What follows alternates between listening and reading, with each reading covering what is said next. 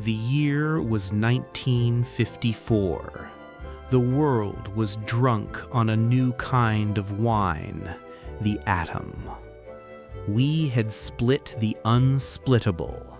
We had harnessed the power of the stars, and in our hubris, we believed we could put that power into everything.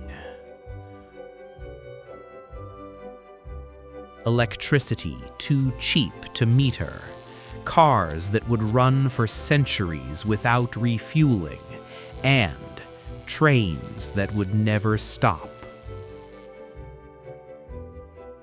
This is not science fiction. This is the story of the X-12, the 360-ton atomic monster that almost turned America's railroads into a mobile Chernobyl. To understand the madness, you must look at the era. It was the age of the Ford Nucleon, a family car with a nuclear reactor in the trunk. Imagine a fender bender turning a highway commute into a radioactive exclusion zone. The Air Force wanted nuclear bombers that could stay airborne for months. The Navy was building the Nautilus. Every engineer in the West was asking the same question: can we put a reactor in it? And inevitably, they looked at the railroads. Enter Dr. Lyle Borst, a physicist from the University of Utah. He didn't just draw a train, he designed a cathedral of steel. The X-12. Look at it, 360 tons, not powered by coal, not powered by diesel, but powered by the heat of a splitting atom. It was designed to be 70 feet long, a streamliner of pure silver and lead. Inside its belly lay a reactor vessel, glowing with lethal energy, turning water into superheated steam. It was elegant, it was powerful, and it was absolutely terrifying.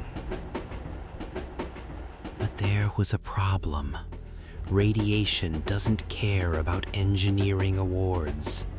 To protect the crew, the X-12 needed a massive shield, 4 feet of steel and water, just to keep the driver from dying of radiation sickness in a week. Behind the locomotive, the silence was deafening. No chugging of pistons, just the hum of decay. And across the ocean, the Soviet Union was watching. In the frozen wastelands of Siberia, they were drafting their own atomic nightmares. The Cold War had moved to the tracks. But the real reason the X-12 never ran wasn't cost, it was fear. Imagine the scenario. A rainy night in a small town. A switch fails. The X-12 derails at 60 miles per hour. Steel twists. The containment vessel cracks. In a diesel crash, you get a fire. In an atomic crash, you get a dead city. Thousands of years of radiation released in a single second. The railroad companies realized a terrifying truth: you cannot ensure the apocalypse. The X-12 was never built. The blueprints were rolled up and locked away in dusty archives.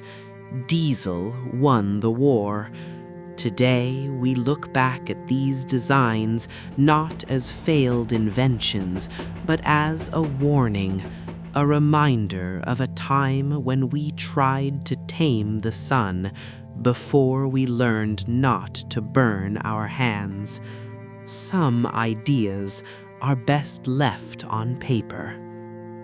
History is written in the past, but the future of rail is being built today. For the latest technologies, industry news, and engineering breakthroughs, continue the journey at railwaynews.net.